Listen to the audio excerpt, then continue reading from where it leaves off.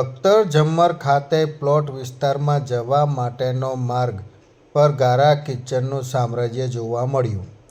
લખતર તાલુકાના ઝમ્મર ગામ ખાતે બજરંગપુરા જવાના માર્ગ ઉપર આવેલ 503 અને 209 સર્વે નંબર પર પ્લોટિંગ કરવામાં આવ્યું હતું.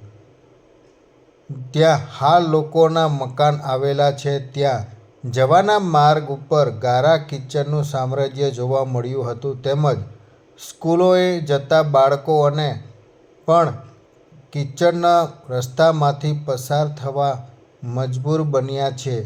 ત્યારે ગ્રામજનો દ્વારા પંચાયતના સરપંચ તેમજ તલાટીને ગંદકીને લઈ દૂર કરવા માટે અનેકો વાર રજૂઆત કરવામાં આવી છે. તેમ છતાં આજ દિવસ સુધી ત્યાં કોઈ જાતની કાર્યવાહી ના કરતા ગ્રામજનો ત્યાંથી પસાર થવું ભારે મુશ્કેલીનો સામનો કરવો પડી રહ્યો છે.